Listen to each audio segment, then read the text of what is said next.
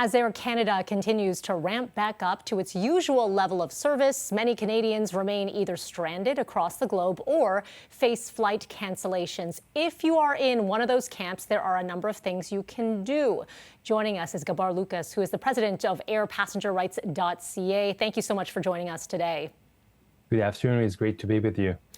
Let's begin with this. Air Canada has actually created a form on its website that is assisting passengers who have been impacted by this strike. It's not for everyone, but at least it exists, and this is a good sign, you say. I would say the Air Canada reimbursement form for reimbursing for expenses you incurred for alternate transportation when Air Canada failed to rebook you is a step in the right direction. It is the first time that instead of misleading passengers about their rights, Air Canada is actually acknowledging that it has an obligation to pay for your expenses that you had to incur because they failed to rebook you as required by law. Some of the page's shortcomings, though, are that calling it a refund is a misnomer. This is reimbursement. More importantly, it is restricted currently to passengers who purchase tickets directly from Air Canada.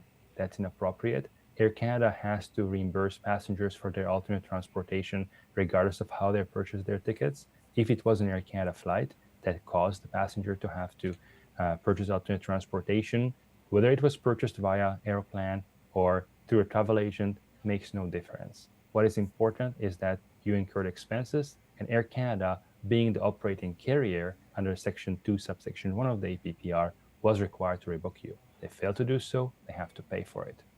A secondary issue is that Air Canada still has yet to acknowledge its legal obligations to passengers under the Montreal Convention that applies for international travel and requires Air Canada to pay for meals, accommodation, lost wages, and even missed prepaid events. And the cap there is around $12,500 per passenger under that law.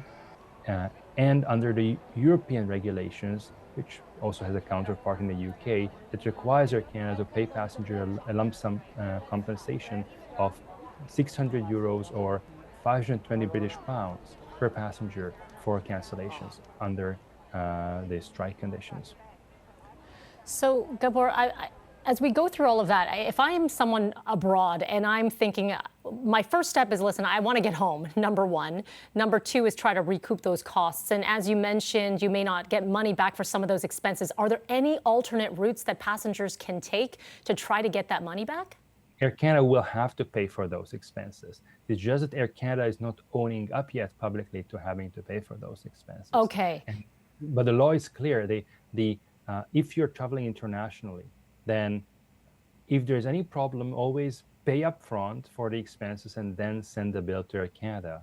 If they refuse to pay, you take Air Canada to small claims court and make them pay for it. What could a process look like if you have to move to small claims court? I mean, that's the last thing people want to think about, is having to take this to the next step. But what could a waiting period look like in that case? It depends on your province. In Nova Scotia, you would have your pre-trial or settlement conference in a month and a half or 2 months, typically, maybe 2.5 months. It's very fast. In British Columbia, you have the BC Civil Resolutions Tribunal, which is doing a great job at enforcing passengers' rights, and just recently issued a ruling right about the issue of the Montreal Convention and the requirement to reimburse people for missed events that were prepaid. Sorry, go ahead. So in other jurisdictions, in Quebec, it may be a bit lengthier. In Ontario, it may be slightly lengthier. In Nova Scotia. But one thing is sure, do not go to the federal regulator. The Canadian Transportation Agency is going to take you 2 years or more. They have an 87,000 complaint backlog, and they're cozy with their airlines. So they are not going to enforce your rights. This strike, although short, unprecedented, and potentially setting the path for what we could see in the future when it comes to air passenger rights. What do you think was done right, and what do you think can be improved upon on both sides? The government's silence was deafening when Air Canada engaged in systemic misleading of passengers that was arguably also fraudulent. Air Canada has been misleading passengers to believe that they have to take a refund. Air Canada was misleading passengers to believe that there were no flights available for them when many passengers were able to go out and buy themselves a ticket on a competitor that Air Canada was required under law to buy for them. The government has taken no action against Air Canada, has not even spoken out publicly about this. This is clearly a failure by the government to manage the crisis. But there's more to it. The strike has also brought to the forefront the many shortcomings of the air passenger protection regulations. Because in Europe, if you have a strike of the airline's own employees, the airline still has to provide you meals and accommodation, and also a lump sum compensation on top of everything just for your inconvenience of 600 euros per passenger or 520 British pounds per passenger.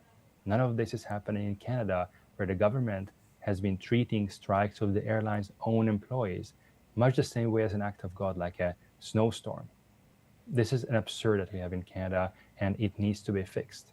We have been urging the government about this issue for many years, and just in our latest submissions from March this year, earlier this year, we have been flagging this very issue about strikes, that it is a Canada-only loophole that is going to harm passengers, and here we are. The government didn't listen, and passengers have been harmed. Gabor Lucas, appreciate it. There is so much more information on your website, airpassengerrights.ca. We appreciate you taking the time with us today. Thank you. Thank you very much for having me.